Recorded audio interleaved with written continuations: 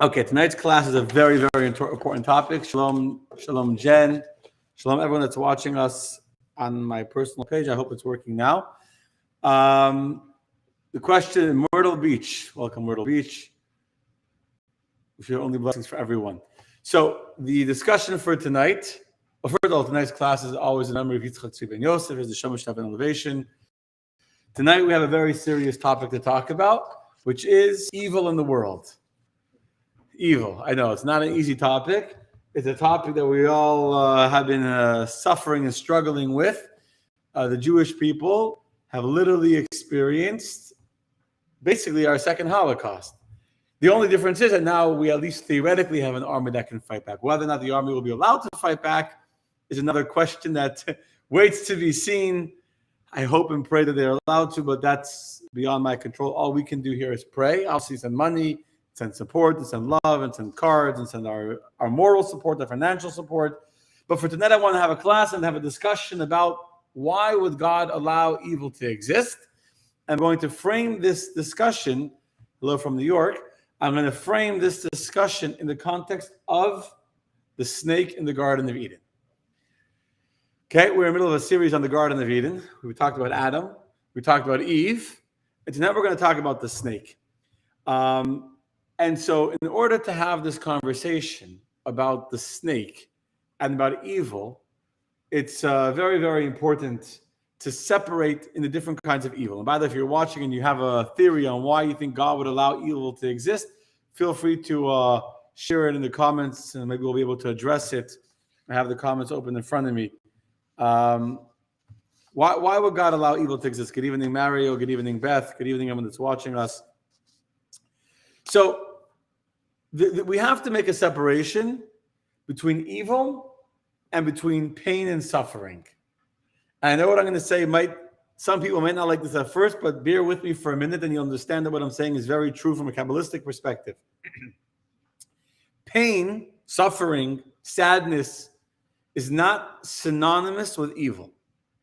So to give a very, very simple example, you walk into a hospital and you see a person being cut open and you see blood spilling out of his body and you see people cutting open his stomach. Is that evil? No. In fact, it's great. It's an amazing miracle of medicine that we have doctors who can operate and can remove a gallbladder or remove an appendix that's ruptured. If we wouldn't be able to do surgery, remove a ruptured appendix, you know how many people would die from something that today is a fairly simple routine surgery that can save lives. So the pain of a surgery, I've had a surgery just a year ago, literally 1 year. It's painful. It's not an easy thing, but the pain is not synonymous with evil. And by the way, the flip side is also true. I can show you many very quote unquote pleasurable experiences that feel really good and they're very evil. Cheating on your spouse may be very exciting and happy and pleasurable, but that's evil. You understand? You hear? He's getting. I point the fingers at him. So just because something feels good and is enjoyable doesn't make it good, and just because something is painful doesn't make it evil. So if we're going to have a nuanced, serious conversation about why evil exists in the world, we need to make a distinction between the suffering of the Jewish people, the pain, the deep, deep, deep agony that we are currently feeling as a people, as a nation, as a family, and the fact that God allows evil like Hamas to exist. So, good evening, Shira. Good evening, everyone. Good evening, watching online from Australia. I can't even see comments anymore. So there's two different discussions. One is, why would God allow people to die? Why would God allow 1,400 innocent Jewish people to be murdered, to be butchered, to be tortured, to be burnt? It's an amazing question. It's an excellent question. And it's a question that we can't even begin to answer, and we're not going to try and answer that question tonight. That's a question. Why is there suffering in the world? Why is God's ways concealed? Why can we not understand God? And the answer is, we're not God. I like to say the joke that God has not yet hired me as his spokesman. I heard that it pays very well. If he offers me the job, I will most definitely accept. But in the meantime, I am not his paid spokesman. I'm not his PR agent. So none of us, no human being has the ability to try and address the question of why there is suffering, why there is pain, why are there hundreds of families that this past week have been sitting Shiva in Israel? Why are there 22 kids from 13 families that lost both their parents 2 weeks ago? Orphan, not from one, but from both their parents in one day, 22 kids from 13 families, including one of those orphans who's currently a hostage in Gaza as we speak, a little girl. So that's a question of suffering and pain that it's a question we can answer. Famous story in the Gemara of Rabbi Akiva, who was traveling, and he wanted to sleep in the city overnight, and the people of the city would not let him in. They wouldn't let him into the city, and he was forced to sleep outside in the side of the road. And what did Rabbi Akiva say? It's a story in the Gemara. He said, whatever God does is for the good. I don't know what happened in Israel the last 2 weeks is good, but it's for the good. And then along came a lion, and he had to travel with him a donkey to carry his stuff, and the lion came and ate his donkey. Saying, God, why did you do that? He said, everything God does is for the good. And then came a fox and ate his chicken that was going to wake his rooster. They wake him up in the morning, and he said, what did he say? Everything that God does is for the good. And the wind came and blew out his candle. So everything God did is for the good. And then he's lying there in the dark without his candle, without his rooster, without his donkey. You know what happens? He sees a group of bandits, of robbers, come into the city where he wants to sleep that night. They rape, they murder the city, they take a bunch of prisoners hostage, just like it happened in Israel. And he realized that God protected him. Not only he wasn't able to sleep there, but that his horse, his rooster was killed, and his donkey was killed. Donkey would have brayed. Donkey would have made noise. He would have seen all the robbers coming and all the noise. The donkey would have started making noise. The rooster would have started making noise. He would have been discovered. His candle would have been burnt out. He would have been discovered. He would have been taken as captive. Anyway, so that's not our discussion tonight. I wasn't going to say the story, but it came to my head. What we want to talk about tonight is a different why question. The question of why does God allow evil to exist? And when we say evil, Hamas is evil. Hamas is not pain and suffering. Hamas is a deliberate decision, a hate. I don't even know what the words are because thank God I can't even wrap my brain around the hate of people like Hamas. There's no language to describe the kind of hate they have. And that, what? It is Amalek. It's not similar to Amalek. It is Amalek. Amalek, the hatred of Amalek is not a logical hatred. In general, hate is not a logical emotion, but the hatred of Amalek is exactly the hatred of Hamas, the hatred of ISIS. This is kind of the hatred of the Nazis. It's a hatred that has no logic. And I will say on record that it's not only Hamas. People that are protesting pro-Palestinian all over the world, I'm not going to say names and identify individuals, but you have, whether it's government, whether it's politicians, whether it's people, some are just complete morons and idiots and don't know anything about anything. Some of them. And then they showed a video. I don't get distracted, talk about the politics tonight. But some of them they're evil. They have real evil in their hearts and souls. And do you know, I just realized we started class 20 minutes early? Yes. Oh. No wonder nobody's here. Uh-huh. I was confused. I was like, did we change it from 8 to 7:30? I just realized. That's why we started 7:30. One with a small crowd. Okay, we're already going. Tomorrow night is 7:30. Yeah, okay. No wonder you're all sitting here. You guys are so early and not even complaining. Okay. I came in just a few minutes. Would you mind repeating? Say it afterwards. I guess they'll have to do a longer conversation. I literally just realized. I'm like, look at the clock, like 8 o'clock. Okay. That's the guy. For those who are watching on Facebook, what just happened is crazy. I just literally started the class a half hour early. Like, okay. They're gonna walk into like, what's happening? Like, Robert's late. Like, you know. I'm like, how can Robert be late to class?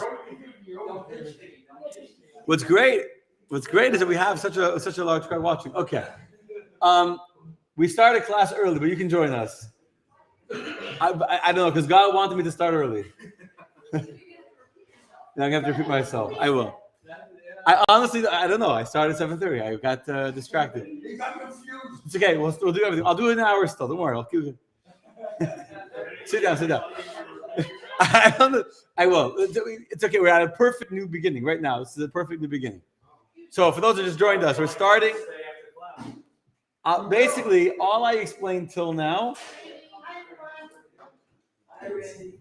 Hello, Randy. Hello, Michelle. Hello, Steve. All I've been explaining till now is that there's two different why questions. Okay? And I wanted to distinguish, when you ask the question why, Jews like to ask why, right? Yeah, it's you go left of the fork or the right of the fork. Well, my mother always told me that why is a crooked letter. That was my mother's favorite letter. Yeah, it's a generational thing. It's your generation. My mother, one of her favorite lines, why is a crooked letter? You know what I'm saying? Okay. You were told the same thing. Okay, I tell you. Okay, so why is a crooked letter? Why questions that Jewish people could ask. We're talking about the question of the class is why is there evil? Why is evil? So I clarified there's two why questions. One why question is why is there pain and suffering in the world? But pain and suffering is not synonymous with evil. Pain we don't understand. We're not God's. What's I'm looking for? We're not God's PR agents. We're not God's spokesmen. So God has a plan. Well, God has a plan, and we accept the plan of God. Whatever God does, whether we understand it or not, we don't. You know what? I'll say a story. Since we started early and I want for everyone else to come, I'll tell you a story. Okay, another good story on this question of the why. And those who are watching and they get a bonus. It's going to be an hour and a half class tonight. We'll just go. You'll see my ability to just keep on conjuring. No, this is a topic you can talk about for a long time. So it's not. It's a beautiful story. Yes, it's early enough. Here's a story. I honestly don't know what got into my head. Okay. You showed up so early, and I thought because tomorrow night we're starting 7:30, so I had in my head 7:30. Here's a story. I'll tell you a beautiful story. Shared before. There was a rabbi who his wife and kids were on a boat, and the boat capsized. There was whatever happened, and his wife and all of his kids and everything, his whole family was drowned. The whole family drowned. And now they knew that the rabbi had a weak heart, and they were aware, like, who's going to tell the rabbi this news that his wife and all of his children, I don't know how many children he had, a lot of kids, they all drowned in one shot. He's nothing. They were afraid how to break the news to him. So finally, they chose like the best student in the class, the one that was closest to the teacher, to be the one to inform their rabbi, that their Rosh Hashiva, that his whole family had died. So he comes to the rabbi and he says to him, I have a question on the Gemara. In the Gemara in Brachas, it says that we have an obligation to bless God and to praise God for the bad, just like we bless God and praise God for the good. Okay? Meaning when something good happens, you make a blessing, hatov hametiv. Everything that God does is good. You get a new glass of wine, a special occasion happens, you buy a new house, it's a blessing you make.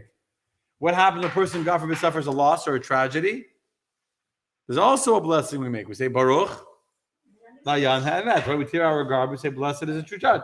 So the student asks his teacher, explain to me this Gemara that you're obligated to bless God for the bad the same way you have to bless God for the good. How does it make any sense? How could you bless God for the bad?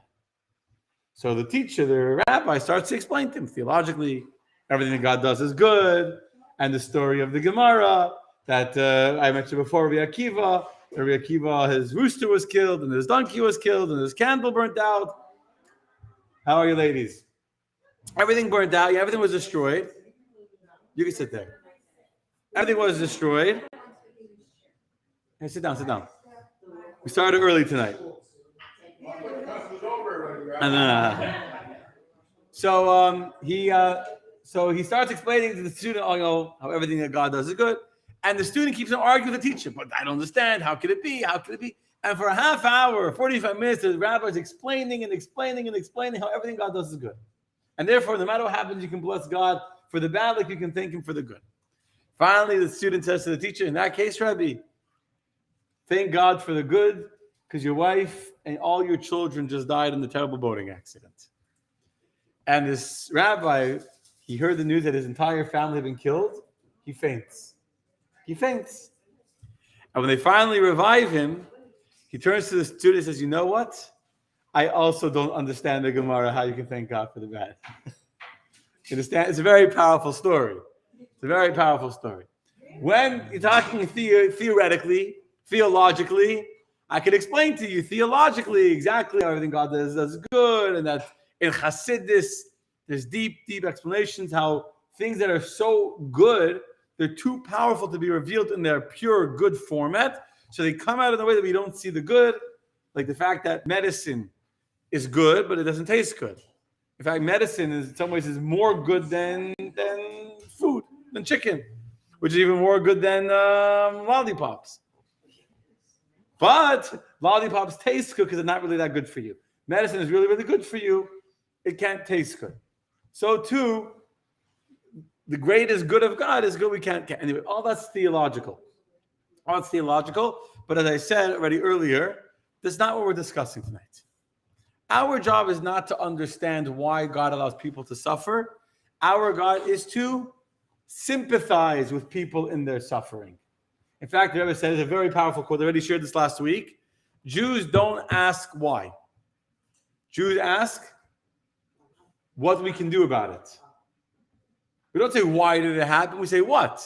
What can I do? So when you hear of a tragedy, you hear of a family sitting in Shiva, the Jewish response is not, why did they die? It's, what can I do for the family? What can I bring over? What can I do for them? That's how a Jew is meant to respond to tragedy. The theological questions of why God does what God does, that's you know what I'm saying? God will have to answer for himself. I don't feel the need to answer for God. So we accept that's part of what being a Jew, and that's part of I'll tell you a side note. I'm not filling time. I'm telling you seriously. I'm just faranging a little till 8:00. Last week I did a funeral in New York on Thursday. So after the funeral, what?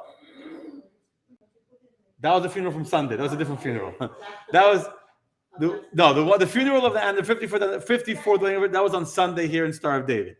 On Thursday, I flew to New York to officiate at a funeral. I flew Thursday morning, went to the Rebbe's Ohel, went to the cemetery, and then back to the airport. Yeah, it's good that I'm young and have energy for these kind of one-day trips. It's not what? Someone was Neil Glassman's father. His name is Reuven Ben Meir. He didn't post. He didn't say Shiva here, whatever. I asked him if he wanted an email. He didn't want. Anyway, so I went to New York for the day for a funeral, and I came back the same evening. So I went straight from the funeral straight to the airport.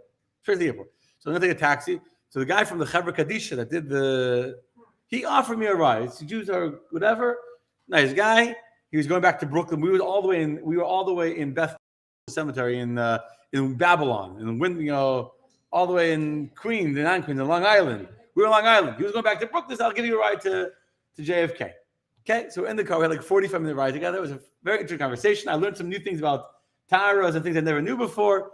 And we're talking. I gave him my opinion on the Chevra Kadishas of New York versus. We had a great conversation. Why did I say? So here's why I'm sharing this. So at one point during our conversation, so we were talking about how it is in New York and the different families and like sensitivities that rabbis have that I don't think Chevra Kadisha sensitivity to families that rabbis have. So we're talking about it. So he said that religious families are easy. Why are they easy? Because they accept that God is in charge. There's less drama. There's less. They understand that they're Sabbath. They come. They accept that God is in charge. They accept that there's a protocol. And so they come. Whatever. They're able to deal with. They have a coping mechanism knowing God is in charge. Non-religious families. Not saying every non-religious family, but there's a lot more drama. There's a lot more things that can go wrong. A lot more issues come up when it's not a religious family that there's like everyone has their own agenda and their own thing, and they want this. And like it's not just God is in charge, I'm just going along. There's a lot more drama and issues and because we're talking about when you believe in God, when you accept, it's easier to handle loss. That was actually, you made that comment, if you remember. But that's why I went there. Anyway, that was all just as my way of introduction to separate between the two watchings that Jews sometimes. So when we're reeling from tragedy, when the Jewish people are suffering a tremendous loss, as we're suffering now, we're hurting. As a people, we're hurting. And if you don't feel the hurt, then something is wrong. If you don't, people are watching, especially in the non-Jewish community, some people understand. Just this morning, a guy that parks his truck here came over to me. I'm so sorry. I know you guys are not a Jewish guy, but nice guy. He understands that the Jewish people are. We're all in this together. Just because I'm in Florida and they're in Israel, we're all in this together. And on the other side of the coin, you have some people. There's another non-Jewish woman I was speaking to last week who works with a lot of Jews and all that. That totally doesn't get it. Totally doesn't get it. Anyway, so there's two why questions. One is, why are Jews suffering? That question I can't answer. What we want to address tonight is, why did God allow for evil, which is not pain and suffering, to exist? And so I'm going to frame this discussion in the context of the snake in the Garden of Eden. I'm going to say hello to everyone that's watching from all over the world, from Melbourne and from Alberta and from Las Vegas and all over. We're going to talk about the snake in the Garden of Eden, because the snake is the first introduction, if you will, of evil into the universe. The first time that God taught the world introduced the concept of evil, of sin, of rebelling against God into the world. And then we'll see how the story of the snake and how Chava miscalculated in her dealing with the snake, how that can have very important ramifications for us in how we deal with evil, both the evil of Hamas, but also with the evil inside of us. And it's the same lesson for both. We're going to see that the takeaway of the way Chava miscommunicated with the snake is the same takeaway for how we as a nation should deal with the evil of the world, the naysayers, the Holocaust deniers that are denying or arguing if babies were beheaded or not, and the way we should deal with our own temptations, our own desires for evil in us. Okay. I want to say this one more thing. What's the definition of evil? Anything that goes against God. Evil doesn't only mean murdering children. Evil is not only a guy in the baklava with a machine gun and a rocket grenade or a rocket launcher on raping women and kids. That's not the definition of evil. That's the worst extreme of it, but that's not the full extent of it. Anytime a person makes a choice against what God wants us to do, when you know something is right and you don't do it, and you don't act on your own moral code of right and wrong, or rather I should say on the Torah's moral code of right and wrong, the moment you separate yourself from God, you're already doing evil. The definition of Sitra Achra, I know that's harsh. I know it's harsh.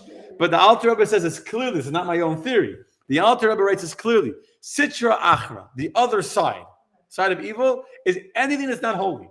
The world, many people today want to make the world like binary, like victims and oppressors, but there is a binary aspect of the world, which is it's either for God or it's against God. There is no neutral nothingness in between. There is no space in this universe that's devoid of godliness, which means that there's no space in the world. Either any action we do is either right or it's wrong. Either it's holy, being used for holiness. Going to work could be holy. Eating breakfast could be holy. All these things can be utilized in holy ways. Either it's the right thing or it's the wrong thing. I'll tell you a story. There's a kids magazine called the Mashiach Times. It's called the Mashiach Times. It's been around for many. When I was a kid, okay, we're going back a few years ago. We used to get this magazine called the Mashiach Times. What? Highlights. And they had a famous thing called the Spy, and he was like, at the shake case. Back in the day, at the shake cases, and like he had a hat and whatever. But before that, this is now before my time. Mashiach Times was around for like probably 40, 50 years. In the 70s or the 80s, in the 80s it started. So they wanted to make a comic of something before the Spy, something like the precursor to that. And I don't know what it would be called, but they basically have like the good guy and the bad guy, and the Yetzer Hara was going to be like this like evil looking guy. And they actually hired a very famous comic artist, a cartoon artist, to be the one to actually draw the art. So they had someone writing it, and he was going to draw it.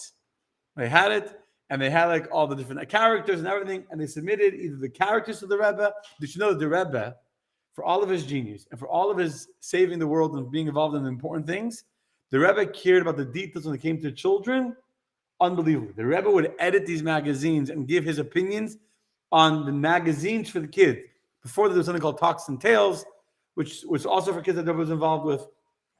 So the Rebbe looked at this first edition of this brand new comic 4 kids about good and bad and righteous and evil, the Yetzer Tov and the Yetzer Hara. And you know what the Rebbe's comment was?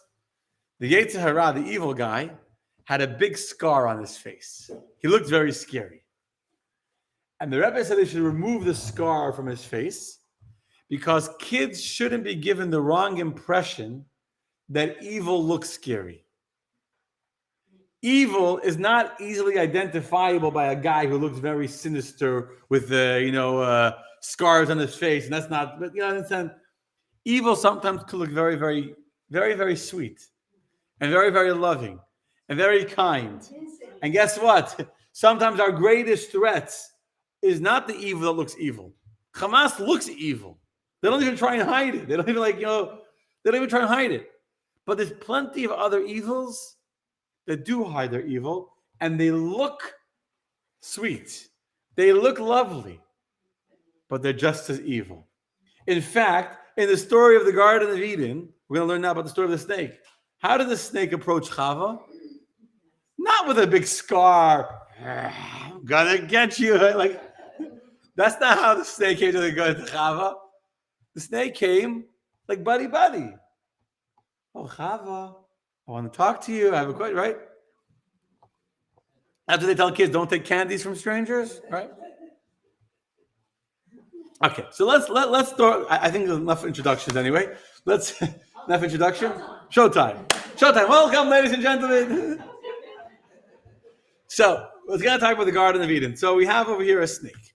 Let me just share my screen for those that are watching us on my personal page. If not, you can open the Chumash to chapter 3 of Genesis, right in the beginning of chapter 3 of Genesis. The Torah tells us that the serpent was cunning. So here we have clue number 1 about the serpent, the snake. It's a smart creature. That's number 1. It was more cunning than all the beasts of the field that the Lord, the God, had made. And this snake comes to the woman, says to the woman, did God indeed say, you shall not eat of any of the garden? Now I have to interrupt myself and tell you that I absolutely knew that you were allowed to eat from the trees of the garden because the snake saw Adam and Chava eating from the other fruits of the other trees of the garden. So the rabbis tell us when the snake asked the question of Chava and said, is it true that God said you can't eat from any of the trees of the garden? The snake knew that was a false question. But he wanted to mislead, to trick. Exactly. He wanted to trick Chava. So he opened the conversation. Like every lawyer starts like the easy, they don't ask questions they don't know the answers to. And so the snake is deliberately misleading Chava with this question seemingly of concern. He says, is it true that you can't eat from any of the trees of the garden? Now, by the way, here, clue number 2, the snake is talking to Chava. The snake actually was able to talk. Just so you know, the snake was able to speak. The snake was able to speak. Were all animals able to speak? No. The snake was the smartest of all animals. Today, let me interrupt myself for a second. The snake, I was going to say this soon, but you know what? I already jumped ahead already, so I already give you clues. But let's hold the clues. We'll stay in order. Hold the clue. The snake was able to speak. The snake was also the most cunning of all animals. And then what does the Torah tell us next? So Chava responds. So the woman says to the serpent, and she says to the serpent, of the fruit of the trees of the garden we may eat. No, we're allowed to eat from the fruit of the trees of the garden. See, God is not so bad. However, but of the fruit of the tree that is in the midst of the garden, about that tree, God said, you shall not eat of it, and you shall not touch it, lest you die. Okay. Here, Chava makes a big mistake. Chava adds to what God had told her and Adam. God had only said not to eat from the tree. And she wants to make a fence. She wants to be careful. She starts adding in her own interpretation, her own whatever. It's not important for right now why she said it. Let's get distracted. She says it can't touch it. What happens? Well, verse number 4 tells us that the serpent said to the woman, you will surely not die. You know why he knows she won't die? So the snake actually pushed Chava into the tree. And you know what happened when she fell against the tree? She touched the tree? Nothing. She didn't die. And so the snake said, you see? You didn't die. God is tricking you. God is trying to scare you by telling you not to touch the tree. Why is God trying to scare you? Verse number 5. For God knows that on the day that you eat of this tree, your eyes will be opened and you will be like angels. Knowing good and evil. We already talked about this 2 weeks ago. To know good and evil. And so what happened at that moment? The woman saw the tree was good for food, and that it was a delight to the eyes, and the tree was desirable to make one wise. So she took of its fruit, and she ate, and she gave also to her husband with her, and he ate. Okay, let's understand what this dialogue between Chava and the snake. So we see over here, number 1, snake is very, very smart. Number 2, we see the snake is able to speak, to talk. Number 3, we see the snake actually was able to push Chava. The snake was walking around, it says. It had legs and arms. It was a standing creature. Unlike every other animal that walked on all fours, the lion, the dog, the cow, the monkey, whatever, that walk on fours, the only animal that was by nature upright, besides for the human, was the snake, like a person. And not only that, the snake likes good food. And you'll see it gets punished. When God punishes the snake, what happens to the snake? So a few things happen. First of all, it loses the ability to talk. Because the snake was able to talk, God took away its ability to communicate. Not only that it can't speak anymore, it can't even bark. It can't even roar. Every animal has the ability to communicate with other animals. It chirps, it growls, it barks, something, right? Meows. What can a snake do? Nothing. It hisses. It doesn't make any noise. It's like a little sss. So the snake that was the most smart became like the least, that was able to talk, now can't even bark or make any noises. This animal was able to walk on 2, standing upright, now became totally flat on its belly, not even on its hands and feet. And the snake that loved delicate, delicious foods was forced to eat the dust of the earth. The snake ate the fruits of the garden. The snake ate the fruits of the garden, and now was punished, and it ate only dust. But there's even more to the story. The rabbis tell us that if you look at the order of what Javier is saying is true, we'll talk about this soon. The Torah tells us that there's a break in the story. Torah tells us that Adam was trying to do with all the animals. Then God created Adam and Eve. And it goes to the story of the tree of the garden. Then it goes back to the story of Adam and Eve. It's like out of order. So Rashi tells us, you know why God put the story of man being alone and the birth of Adam and Chava, and then the story of the tree of knowledge and the snake, and then it goes back to Adam giving a name to Chava and calling her Chava, life, and the birth of Cain and Hevel, which happened before the story of the snake, but it's written afterwards. The reason why the Torah goes out of order is because the Torah wants to give us a hint. The reason why the story of the snake happened is because the snake became jealous of Adam and Eve having intimacy in Eden. And because the snake saw how Adam and Chava were intimate, the snake said, hey, I want Adam to be killed by eating from the fruit of the tree of knowledge, and then I can marry Chava and have her all for myself. That's right. That's what the Medrash says. And Rashi quotes that. Yeah. Yeah. Your eyes are bulging out of your head. No. So what happened to the snake?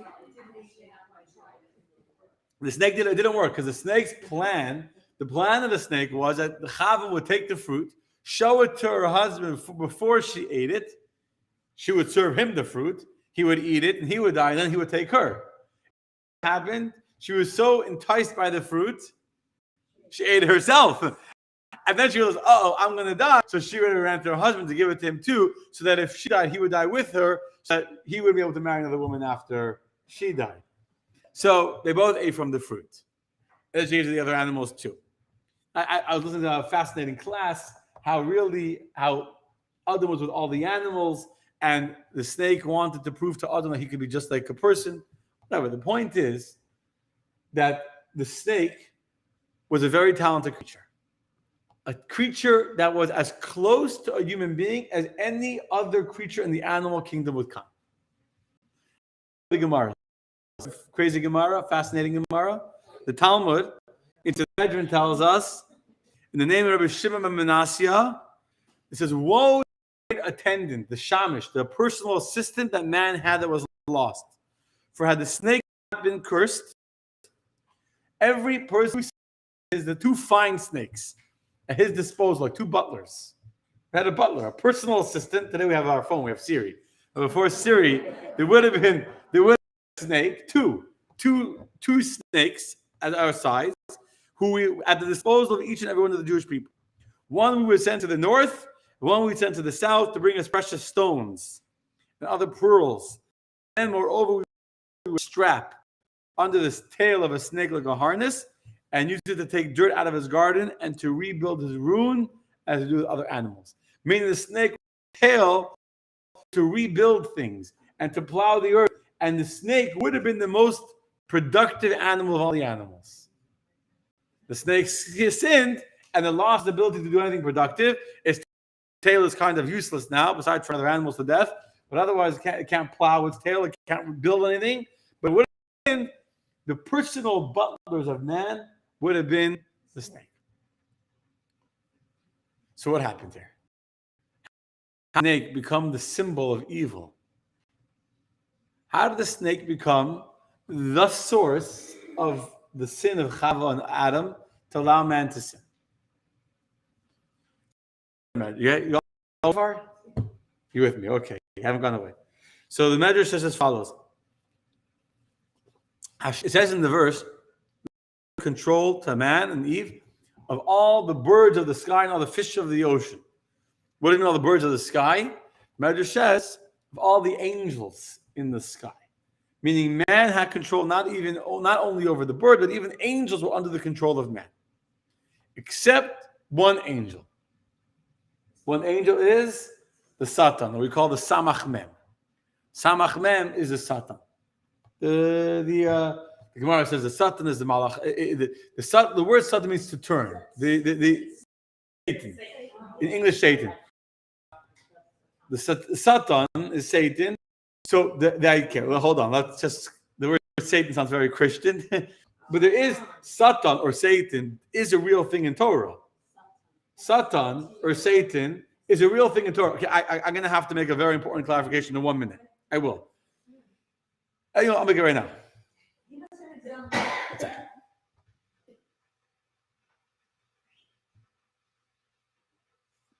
So in Christianity, we talk about the Satan or the devil, which I think is synonymous, if I'm not mistaken, right? I'm an expert in Christian theology, I believe they are. They see it as a force that is opposing godliness. So you have the force of good, and you have the force of evil, and in the Christian worldview, there's a battle between the forces of good and the forces of evil. And I hope I'm not really an expert in Christianity, so I didn't get my smicha in Christian theology, but I believe that that's the basic idea. The forces of good, the forces of evil, and when the sin introduced into mankind is like, what's the expression in Christianity? I forgot there's an expression for it, like the primordial sin that caused all sin, and basically man will be blemished forever because of the sin. The original sin that permanently tainted all of us forever, and we're tainted with this sin. We're tainted forever with this blemish of Chava, and now the force of evil has some control over us, and we need to fight it and banish it, and accept our, who to redeem us, etc. In Torah, in Judaism, the Satan is an angel of God. He's an angel of God, which means that he's a paid employee. He's a paid employee. Now, why would God hire an employee to seduce? I'm going to get to that. That's what I plan on addressing in a few minutes. But I want to make this very, very clear. For a reason we'll discuss soon, God hired an angel, or he created an angel, with the explicit purpose of trying to seduce man to sin. And when the angel is successful, and when the angel introduces, which, as we already said, evil means anything which is the opposite of anything that opposes the will of God, at that moment, the Satan is doing the will of God. We're messing up. We're not doing the will, listening to the Satan. or the Satan. I'm saying we're the ones that are sinning. The Satan, nothing in the universe can exist outside. The thing of Judaism is monotheism. Abraham, Shema Hashem Elokeinu Hashem Echad. What does that mean? Here is Israel. Not that there's one God and there's multiple God. Hashem Echad. Nothing else in the universe exists besides for God. There is no force of evil that exists outside of God. The evil that exists, and there is evil in the world, but the evil that exists, it's of a certain dimension of God, and we're not getting into the chassidus of this tonight. That really comes from a deeper place of good. Darkness is higher than light. Choshech is higher. Darkness is higher than light. But I'm going there now. Let's not go there. The point is that the Satan, or the Satan, is an angel of God. Just like Malach Michael, or Malach Gavriel, or the angel Raphael, all these angels. These angels. This was an angel of God. Fell because evil. That's not what we think. Not at all. The angel didn't fall. He was doing his divine job. He was doing exactly what it is that God had given him the job to do. If God didn't give him the job, he wouldn't exist. The fact that the snake was able to talk, you know why the snake was able to talk? Because God put life into his mouth, into his body, into his existence at that moment. If God didn't want a force of evil seducing and tempting Adam and Eve to sin with the tree of knowledge, then the snake would cease to exist. The snake anymore. So it's really important to understand this idea. Evil does not exist outside of God. Evil is one of the ways of God interacting and manifesting in this universe. Yes? Is that clear? It's hard to swallow. It sucks. By the way, we're not even talking about the pain and the suffering of the world. Again, we're talking about the fact that people can deny the existence of God. The fact that there could be a person who wants to deny the existence of God. There could be a person who denies that Israel is land. God is allowing that to exist. It's not outside of God. God created that potential. God allows that to exist. God wants it to exist. Why? We'll talk about it in a second. So anyway, going back to what I was in the middle of saying, the Satan is the one angel that's meant to not be controlled by man. Meant to be controlled. He has the ability to fight man. He's the only one that God inherently control. And so the Satan came down to this world, and he found the snake. And the snake, in our understanding, was a real snake. It was an animal in the world. It wasn't an angel. It was a snake. Just didn't crawl the way snakes do today. And the snake became, he says he rode on top of the snake. The Satan was like riding on top of the snake to get the snake to do what he wanted him to do. So the snake, instead of becoming the butler of man, instead became the servant of the Satan, worshiping the Satan. And by the way, that's why, what's the numerical value of the word Hasatan, the prosecuting angel? Yeah, 5 and 309 and 50 is 364. Which is, by the way, that the Satan has influence only 364 days of the year. One day of the year, on Yom Kippur, the Satan has no influence. And one day of the year, he has no influence. What's the numerical value of the word Hanachash, the snake? 3. It's one off. Off because he's one step lower than the Satan. He was a servant under the Satan, and the Satan was riding on top of him, forcing him like the snake was, so to say, the physical vessel, a physical embodiment of the Satan. The voice piece of the Satan to Adam and Eve was a Satan, was a snake, but the numerical value is almost exactly the same. Okay, so that's the snake, which is 363. So now we come to the, and that's why until today, the metaphor of evil, if you will, the metaphor of temptation, the metaphor of being distracted and seduced away from God is a snake. I mean, Christianity. So if Christianity uses a snake as their example of evil, they took it from us. And in Judaism, we don't look at the snake as a fallen angel. It's just an animal that could have been the greatest of the animals. The opening verse of the chapter is that the snake was the smartest of all animals. And guess what? The higher you are, the lower you fall, the harder you fall, right? The greater you are, the greater your downfall when you mess up. And that's what happened to the snake. It went from being the greatest of animals to being the lowest of animals. So, but now the question is, So then it was Satan who was saying to the snake, you're the one who desires Chava? Because didn't the snake already... good question. The Satan was inside the snake. The Satan got to the snake and convinced the snake that it wants Chava, that if it will get Adam to die, then the snake will get Chava. So the Satan convinced the snake what it will get out of it. But the point is, the snake was the mouthpiece of the Satan trying to confuse Adam and Eve. I mean, there's not really two different things. I'm like, you have to take a little bit of understanding when it said that the snake or that the Satan was riding on the snake. They're not two different things. Physical, like imagination.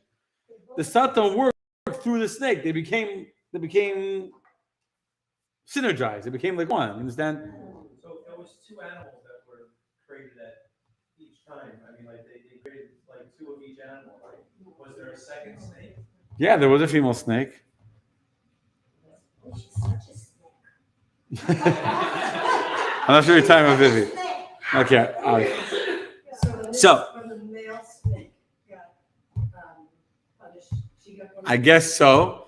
I guess so, because also the snake suffers, unless it was a she, the snake suffers the longest pregnancy. Chava was punished with a 1-month pregnancy. But how long is the pregnancy of a snake? Anyone know? No. 7 years. That's what it says. We should Google, make sure it says what the Science Today says. But yeah, 7 years. It's a very long, the gestation period of a snake is very, very long. It's longer than an elephant. Well, 2.5 years. say again? Much longer than an elephant. An elephant's 2.5 years. Correct. It's the longest. Correct. The snake is the longest, according to the rabbis, is the longest pregnancy of anyone is the snake. Much, much worse than the person. Okay. So let's get to the real question, the why. There's a lot of. So why would God make a Satan? If the Satan is not some other force of evil opposing God, because I don't know how Christians understand the creation of the Satan. I'm not sure where that comes from. I don't know. It's not relevant. But we understand that God made the Satan.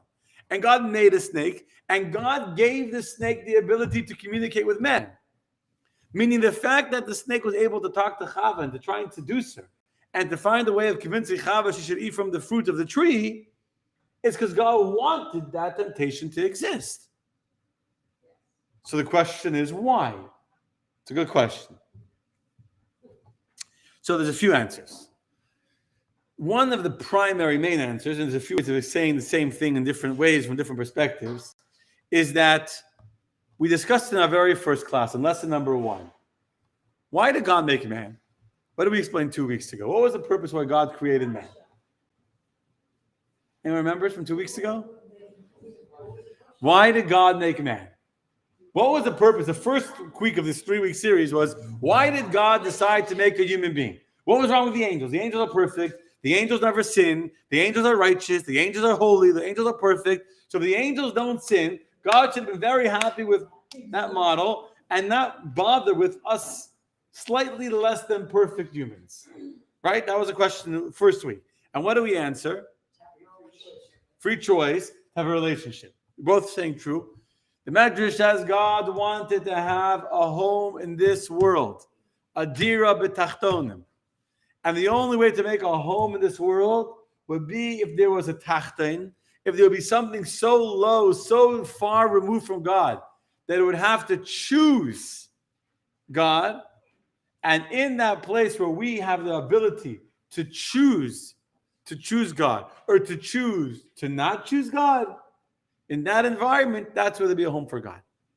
And as we explained in the first class, God allowed himself to be vulnerable. God allowed himself to be at the mercy of us human beings, so to say, metaphorically speaking, to allow us to decide if God will be able to live in his home or not. And in the Garden of Eden was the first time that basically man said, sorry, God, we're not going to have a relationship with you. We're not going to make a home for you. And God and man, the relationship didn't work. That was the first breakup. But today we're going to continue that thing. I want to explain what this means. Man has to make a choice. To be able to make a choice means that they're both viable options. If I give you 2 plates, 2 cups, One has a skull with the bones to it, right? Like the point, right? And one says a body armor. I don't know, it says Gatorade, even if it's full of sugar. But Coca-Cola did a really good marketing campaign, and they convinced you it's nutrient, hydrating, power giving, whatever. Is it a choice to choose the Powerade over the poison? It's not a choice. No, that's not a choice. A choice means that I have to choose between two options. If it's not a choice, if there's not two options, it's not a choice. It's poison and something is good. It's not. Choice doesn't mean that there's two things on the table. Choice, can I ask you a question? Let me ask you a question. Okay, let's say you want to make a phone call. Okay? On the table is a bottle of water in front of you, and this is your phone. Is it a choice for you to take your phone instead of the bottle of water if you want to make a phone call? Why is it not a choice? There was a bottle of water. You could have chosen the bottle of water or the phone. Exactly. So, correct. Only two things that are similar, that both are able to make phone calls, could give you a choice of which phone to choose. But no, poison is not viable. It's not something that you would seriously entertain. So if you have a choice between your phone and even between your phone and his phone, If you didn't know it was poison and you looked at it and it was too late. correct. If you don't know which one's poison, and now you have to figure it out. What? Because it could look like good. It doesn't have. Correct. As I said before, evil can sometimes look very promising. In fact, as I said before, the fruit of the tree of knowledge was delicious looking. So we read today that Chava looked at the fruit and it looked beautiful. It looked delicious. It was pleasing to the eye. It looked good to eat. It looked delicious. It looked yummy. It looked, gourmet. So choice means that both options are viable options, and now I'm choosing between my options. If one doesn't make phone calls, it's not a choice. It's not an option. Poison, for most of us, is not an option. We instinctively don't drink poison. Right? Instinctively. So if evil would look evil, if evil, as I said in the story before, would have a big scar and have a big sign and say, I'm evil, what's the choice? Right? If Hamas would look like Hamas, let's say they wouldn't have good PR teams sending pictures of little kids that are from, covered in suit from bombings and whatever, and crying and holding dead bodies and all that. If you see pictures of Hamas the way they really look, in their, their machine guns and in their baklavas and all that, would anyone in the world be supporting them? No. Whatever it is. The point is, but I shouldn't go there yet. Well, let's forget my example. That's not even a good example. A choice has to have two options, or else not a choice. It's a pretty basic idea. To be a choice, has to be two options. And to be a meaningful choice, has to be two difficult choices, like two really good, similar options. If one looks really good and one doesn't, then again, the choice is less of a choice. Single layer chocolate cake or double layer chocolate cake? Correct. It's not a choice. Right. So theoretically, right. Theoretically, an old piece of shriveled up cake or a piece of double layer chocolate cake, theoretically, you can argue technically it's a choice, but not a choice. Right. So if you have a piece of cake, you have a piece of fruit, and you want the cake, but you know the fruit's better for you, and one's unhealthy sugar, one's healthy sugar, and now they're both possible options, they're both sitting in front of you. Now is where you have to make a choice. That's the moment of choice. If it's two pieces of cake, it's not a choice. If it's two fruit, here's where you're making a choice. So, in order for us to be in a relationship with God, as we discussed in lesson 1, we need to choose God. And the only way that God could create a relationship with us and create this low world, which is a home for God, because it's not a natural habitat for God, as we explained in lesson 1, all the other spiritual worlds above this world are natural habitats of God. God is already inherently revealed in those worlds. You come to the Kabbalah class tomorrow night, we're going to be talking about this. The center of the world is in the world of Bria and Yitzira and Asiya, and the different levels of revealed godliness, and how God is more revealed in the world of Bria, and therefore there's less space for self-awareness, and it goes lower and lower. I'm going to talk about this at great length tomorrow night. So the point is that in those spiritual worlds where God is felt, and God's presence is palpable to different degrees, you don't really have a choice to say, God, I don't want to be in a relationship with you. You don't really have that choice. You can only have a real choice, and therefore a real relationship, is if God is so concealed that the choice of no God seems just as viable as a choice of having God. So understand what God did. God had to create a world of such intense concealment, a world that is so distant from godliness that God is nothing more or looks nothing more than a possible choice. You understand? Every other single spiritual world that exists, God is not a choice. God is an obvious reality. It's like food versus poison. It's not a choice. It's an obvious reality. God had to make a world so low, where he's so concealed, that you should be able to say, I choose God, or I don't choose God. Both choices are possible. Both choices are viable. But that was what we said in really lesson 1. Now God takes it a step further. God tells Adam and Eve, I want you to make a choice in the garden. I'm putting you in the garden for what purpose? As we said in lesson 1, la'avda u'lishamra. We discussed to work the garden and to guard the garden. And God gave them both mitzvot aseh, positive commands, to work the garden, to cultivate the garden, to eat and to enjoy the fruits of the other trees, and the shamra, to guard it, not to eat from the fruit of the tree of knowledge.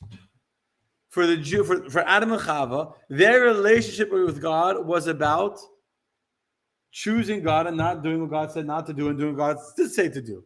That's their choice. You can close that door. That's a relationship. That's called making a home for God, where God's presence is felt in the world because we're doing what God wants.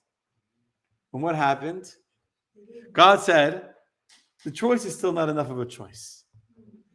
Even though I told them to do this, I told them don't eat of that, I told them, if you would see God come to you and tell you to do something, is that a choice? When you live in paradise. You're living in paradise, and God made you, and God comes to you, and God says to you, Michael, don't do this. Do you really, really have a choice?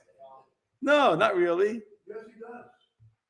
Either he can do it or he don't do it. No, but when I say a choice, not a technical choice, I mean a real choice where there's two viable options. Your wife says, don't do this, and she's watching you, like, right? God is watching. They know God is watching. They know God is everywhere. And God says, don't do this. So God said, I still haven't really, really created a space low enough where I'm so concealed that it's possible to not choose me. So you know what God does? God creates a Satan, and God gives the Satan a snake. God gives the Satan a vehicle in this world by which the Satan can communicate to Eve and to make the tree look enticing and delicious and tempting. And only what? Could you give an easier test and like work up to Well, to me and you, it sounds pretty simple. Don't eat from the fruit. There's a lot of other trees to eat from in the Garden of Eden, but it has to be a hard test. If it's not a hard test, if it doesn't push you to your limit, I mean, they had so much revealed good. So the snake was very convincing, but you would imagine that God was pretty convincing too when God said not to eat it. So you have God on one side. I mean, you'd have something pretty convincing on the other side to make it a real choice, a real test. So So it started in the garden. they're very naive. But here's what I want to say, because I didn't start running out of time, so even though I went for a long time. I still have more to say. A world of only good, if it would be a world of only good with no snake, with no evil, wouldn't be a world of choice. And if it won't be a world of choice, it won't be a world that God could find a home in. It won't be a world that God could find a home in unless we could choose otherwise. So a world where God is revealed, a world where we can't choose evil, where we don't have temptation seducing us and tempting us and confusing us and misleading us, is not a world in which we're finding good. You can't find good if it's not lost, right? You can't appreciate it if you didn't lose it. So unless there's a temptation that you have to overcome, then you haven't really found God. And so you're not in a relationship with God. And then the whole purpose of creation hasn't yet been fulfilled. In the Zohar, there's a fascinating example. The Alter Rebbe quotes in the Tanya that goes as follows. There was a king that wanted to test his son to see if his son was truly righteous and worthy of being the next king. So what did the son do? What did the king do? He hired a prostitute, the most beautiful prostitute in the entire land. And he tells this prostitute, I want you to do everything you can to attempt to seduce my son. Now, what does the king really want should happen? The son not to give. Of course. The king doesn't want the son to give in to the prostitute. That would mean his son has a weak moral character, is not ready to be the king, is missing, strength of character and all that. So he pays the prostitute very well. He says, I want you to go and tempt my son to do what I want him to not do. And now, listen to this part. When the prostitute goes to seduce the king, the prince, for her to be a good servant of the king, you know what she needs to do? She needs to be as seductive as she can possibly be. If she comes dressed in schlumpy, shmatas, and she didn't make her makeup and do her hair, and she comes, oh, you want to hang out together, and she looks like whatever, then she's not doing what the king hired her to do. She has to get dressed up, put on all the makeup, do her hair, do her nails, do it everything, and use all of the techniques that she's, gained over the years to do all of her finesse to try and seduce the king, the prince, And yet, while she's trying to seduce the prince, what is her true inner desire? That the prince doesn't give in to her. The Satan is a servant of God. He's a paid employee of God. He's like the prostitute hired by the king to tempt the son. So do you think Satan doesn't want us to give? Of course he doesn't want us to give in. He doesn't. The Satan doesn't want us to give in. The Satan laughs at us. The Satan, I can't believe they fell for that stupid trick. You're a salesperson for many years, right? I'm not saying you ever do this, of course. But a salesperson, they sell a bunch of garbage. I can't believe they just bought all that. They just believe me. I just made it up and they just bought a hook, line, and sinker, right? That's what the Satan feels like. Wow. Yes. No, this is really powerful. And it gave me the goosebumps when you said it. It's so powerful. Correct, because there's no real evil in the world. Evil can't exist outside of God. Evil, I'm not going into the spiritual idea that evil doesn't even exist, really. It's just a reflection of God in a concealed way. Darkness is higher than light. So God's goodness is revealed in light. Okay, I'll say something very briefly. In the morning blessings, after Yishtabach, I can't not say it, even though it's in my head. So we say right before Yishtabach, we say Baruch Atah Hashem, blessed you are God, Yotzer Or, the one who forms light, Uvorei Choshech, and creates darkness. Osa Shalom, he creates peace, and right? Remember that? We say it every morning. Which is greater, Or Choshech? Which one is higher in the totem pole, in the hierarchy? Or. Light is greater than darkness, right?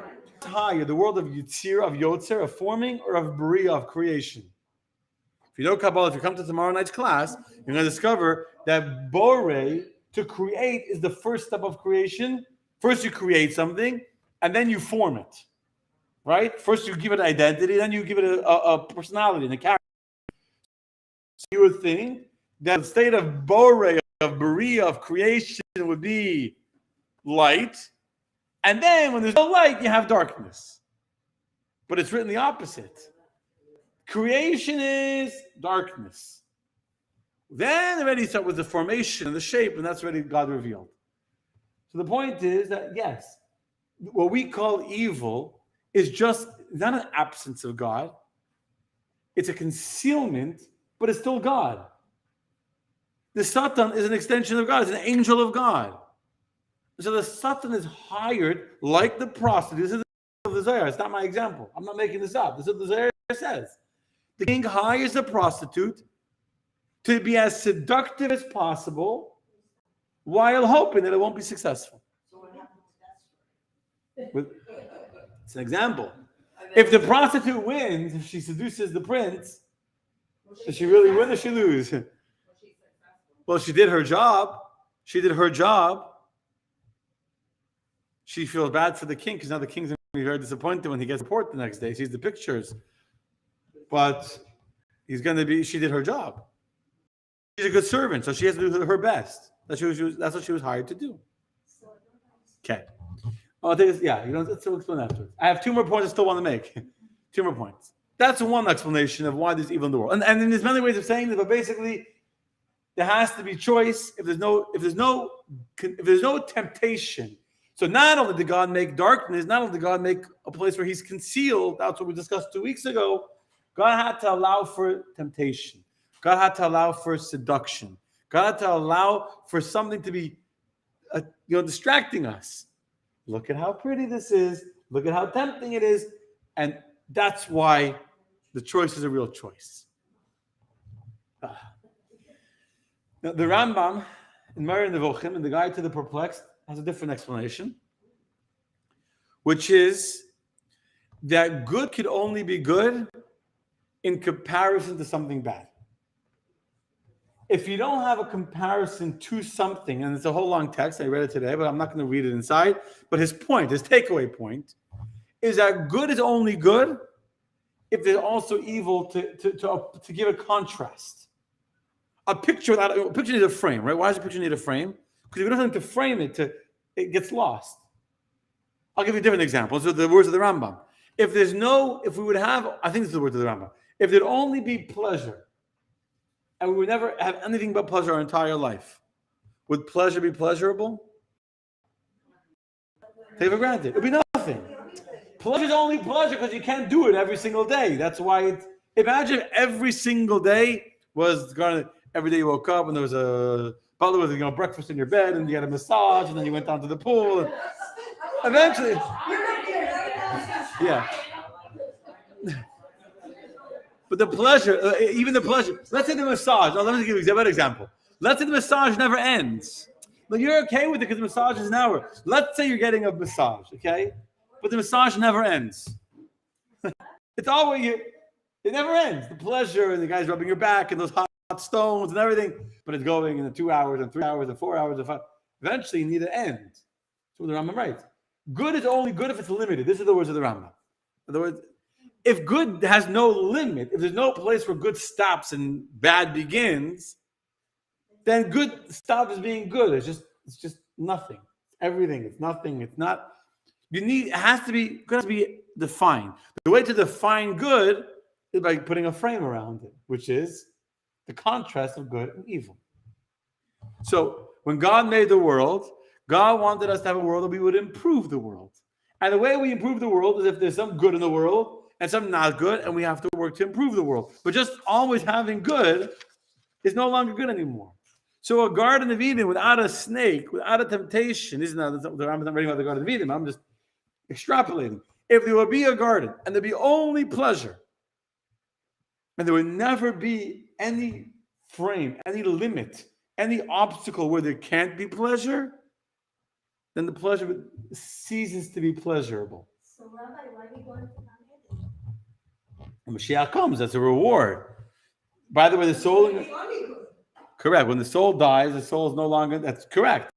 In some ways, this world is more valuable than the Gan Eden for that very reason. Because in Gan Eden, there's no choice. And in Gan Eden, there is no...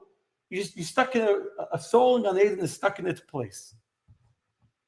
A soul in Gan Eden can't change its position. But we're going to go to a different subject. Okay. Yeah. Yes, question. Why is there an extreme level to evil? Why doesn't God stop the evil at some point, like Hamas?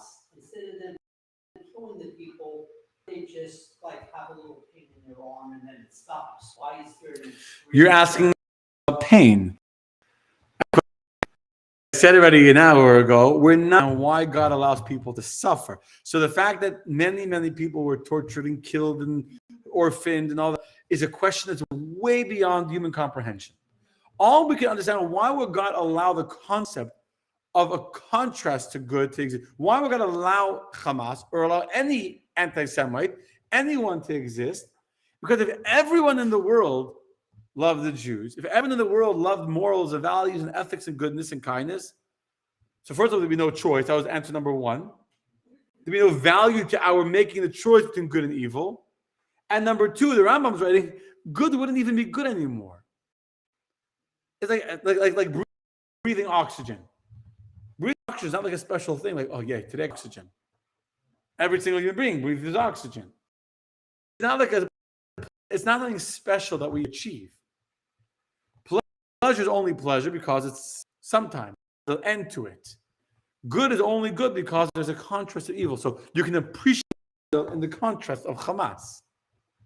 You can appreciate moral people in the contrast of evil, sadistic, wicked people.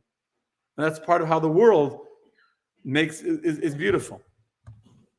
Now, what happened after Adam and Eve sinned with the garden? This Satan, this snake, that until that moment had been an external voice, entered inside them. Entered inside them. Until the moment that Adam and Chava ate from the tree of knowledge. Did they know good and evil? They were aware of it. They knew it in a theoretical, abstract, intellectual way, the way I know that 1 + 1 = 2. But it was purely information of an outside world. I know there's poisonous snakes. I know that there's alligators. I know that there's evil. When Adam and Eve ate from that fruit, at that moment they became, like God, knowers, Yedeya Toivera, Das. And again, we'll talk about Das in lesson 3 or 4 of the Kabbalah course we're going to be teaching. We'll talk about this idea more also. I don't know if it's 3 or 4 now offhand. I think it's 4. No, it's 3. It's 3. But anyway, the point is, knowing that voice of the snake, that until then had been the Satan. How did the Satan communicate to them? Through the snake. That voice of the snake now is inside us. And that is what was accomplished. Accomplished is the wrong word. That's what was the impact. That was the result of Adam and Chava eating from that tree, is that now what had been a theoretical choice between two things, like poison. You need poison on the table to appreciate the good food, right? You feel better about eating the fruit when there was a piece of cake on the table than when there was only fruit on the table. There was fruit and cake, and you ate the fruit. You thought, oh, look at me, I'm healthy, I'm a good person, right? And you walk around like this, like moral, like superiority. So that is, if you don't eat the cake, so you feel good about it. The moment that Adam and Chava ate from that fruit, now they became knowers of evil, meaning the voice of the snake is no longer an external voice. It's no longer a prostitute hired by the king to try and seduce us. Now it's a voice within ourselves.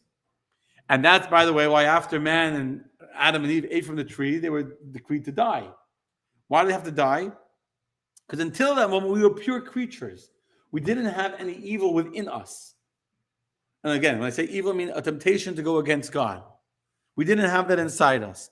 But now we eat from the fruit, evil entered inside us, and therefore we can no longer strive for perfection, and that's our bodies can no longer be eternal, and we began to decompose and all that. Okay. Yeah, but I'm saying our bodies are no longer inherently perfect, and therefore our bodies have to die and decompose, and then when Mashiach comes, we'll be able to experience life as pure bodies that don't have sin or evil inside them anymore. We internalized evil, so evil is no longer just a choice, which is how God wanted it to be. God wanted us to have two choices, but now we actually we internalized both realities within ourselves, and that's why we within ourselves have both the voice of good and the voice of evil. What's the takeaway for us? Both in the way we need to deal with Hamas, the way Israel needs to deal with Hamas, the way that we need to deal with the anti-Semites of the world that are not only Hamas, but here in America, here in Florida, the people that the Holocaust deniers 2-0. And also, how do we deal with the voice inside ourselves, the snake within us? The Yetzer Hara, the voice of temptation, is no longer an external voice. Some evil-looking guy comes and tries to convince you to do a sin. But here, we're within yourself. A little voice tells you to do a sin. So there's one more part of the story of Chava. You know what the downfall was? Where did Chava first go wrong? Think about it for a second. This is myself. This is my own. What I'm going to say now is my own. It's true what I'm going to say. I don't. It's not. It's not. Where did Chava first go wrong? When she told him he can't touch it. Yeah, but even more. Yeah, you're right, but say more. When she engaged with him. Exactly. What happened? The snake came to Chava, all nicey, whatever, with a totally false narrative. Is it true? Remember, should we go look at the text again? Let's see exactly how the snake gets Chava. The snake comes to Chava. 1 second. I just closed it and then opened it up again. Right, There we she go. should have saw that he was wrong. She did see, but she thought she's going to educate. Let's read it. So here's what happens. The snake comes to Chava and he says to Chava, verse number 1, is it not true that God indeed say, you shall not eat of any of the trees of the garden? His whole false, there's a word for it, when you on when an argument, you make such a false accusation, like shift the whole argument instead of where you're weak, now they're on defense. Because and the woman says to the serpent, no, of the fruit of the trees of the garden we may eat. Only this tree we can't eat, and God said, don't touch it. This was her mistake. Chava tried to explain to the snake. She tried to negotiate. She tried to make a compromise. No, those trees we could touch, these trees we can't touch, etc., etc. The beginning of Chava's downfall, the beginning of her end, was when she began to negotiate with evil. And this is an important message for us, both on a global level and on a personal level as well. So let's talk on the global level because we'll all relate to this more. Chava's mistake was first was the snake. Why was Chava wrong talking to the snake? First of all, because the snake knew it was a lie. The snake wasn't looking for truth. The snake wasn't looking to be educated. The snake knew already. The snake was deliberately, I don't know if gaslighting is the right word. The snake was deliberately misdirecting on purpose. So it wasn't like the snake was innocently I need to eat from trees. Could you please tell me which tree I can eat from? That wasn't the snake's intention. The snake was there to goad Chava. The snake was there to seduce Chava. And instead of Chava realizing what was the intention of the snake, she fell for it. And she tried. Well, why is he asking?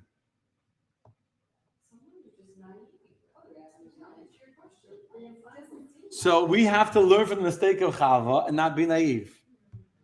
And when someone asks a question that we know is false, and that they know is false, we need to ask them, why are they asking the question?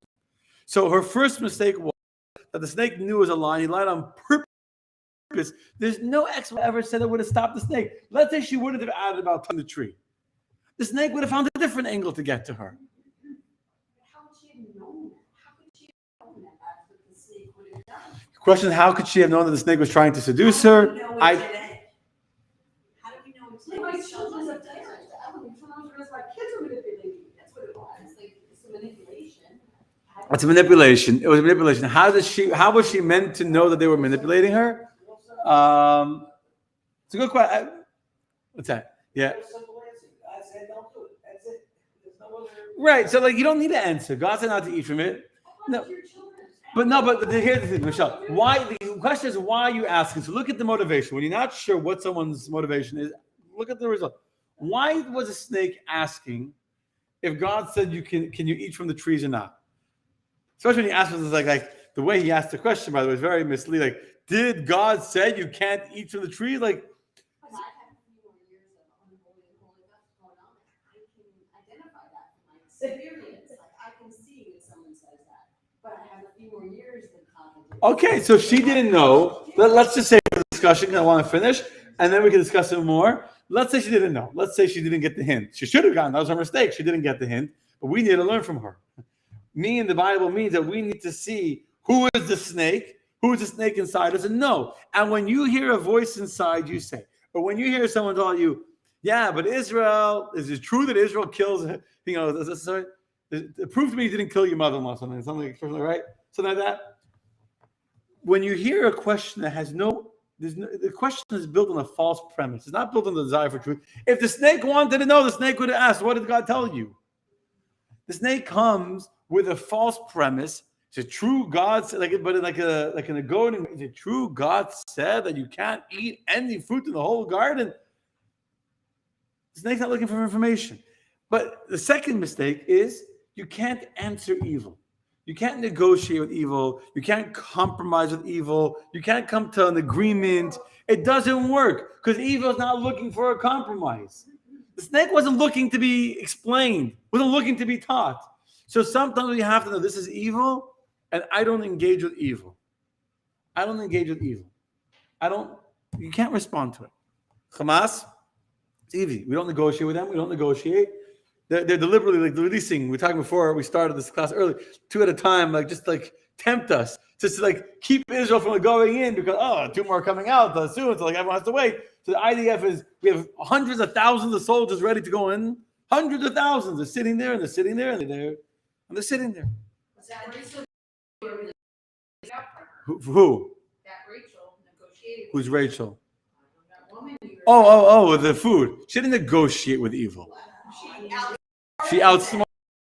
She didn't negotiate with them. She didn't compromise with them. To save her life. Yeah. There's huge difference. No, that's totally different. She didn't. Rachel Adrai, she fed the terrorists in her house, and she gave them cookies, and she fed them, and she was singing songs on this radio with them. She didn't make them of equal value. She was pretending. She knew they were evil. She was deliberately stalling for time and sending secret messages to her son outside. She said, maybe if there's 5, that they should know that there's 5 terrorists in the home. She was stalling for time. And never in her mind did she think that they were semi-worthy. Yeah, correct. There's morons in the universe today that think we can convince haters of Israel or to love. If we could only explain to them that we don't want to kill innocent children, then they'll start loving us. That's the problem. You can't negotiate with evil, and not only you can't negotiate with Hamas. When you can't negotiate with people that are full of hate, full of ignorance, you can't negotiate. And we shouldn't feel a need to negotiate. If Chava would have never opened her mouth to respond to the snake, she would still be living in the Garden of Eden.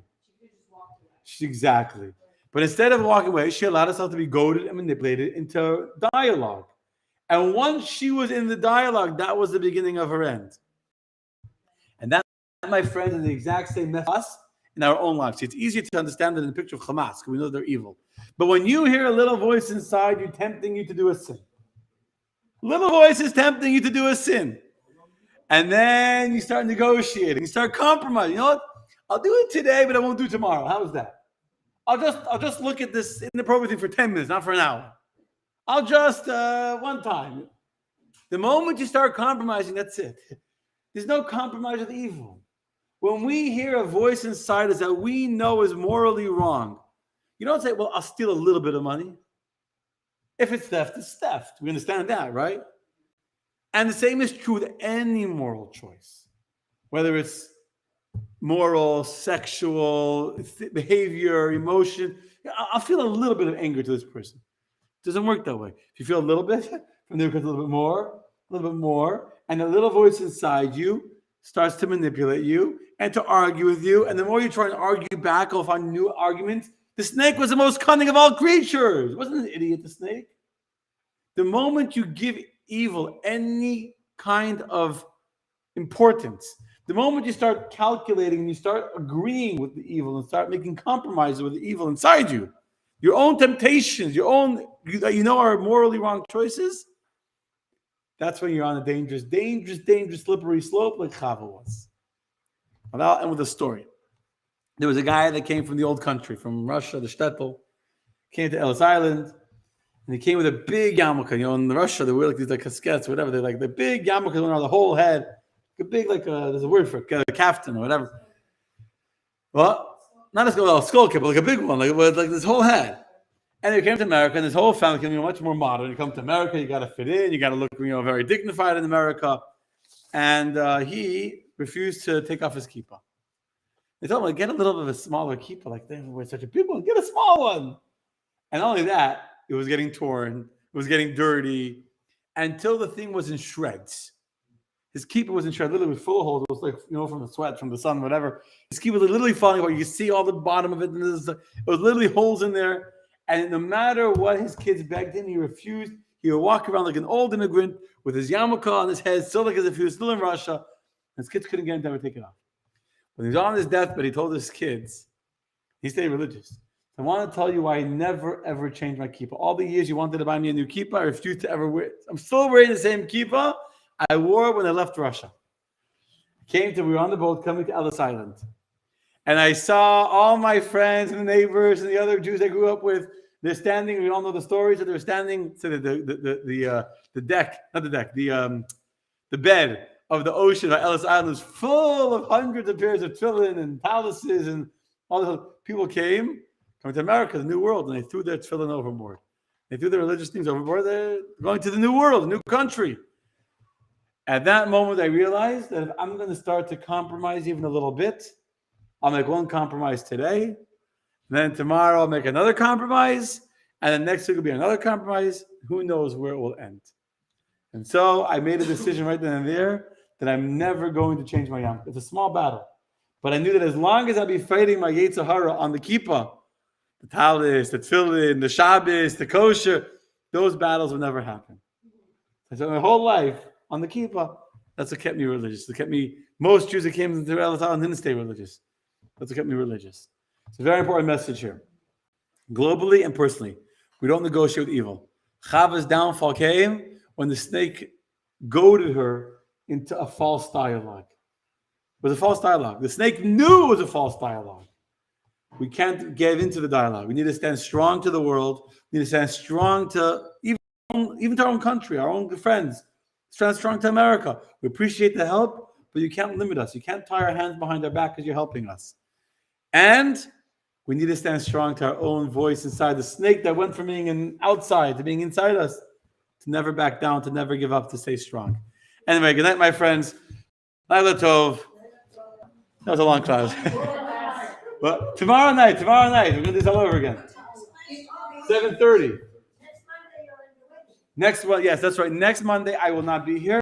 I'm not flying out the same day because weddings you can't do the same day.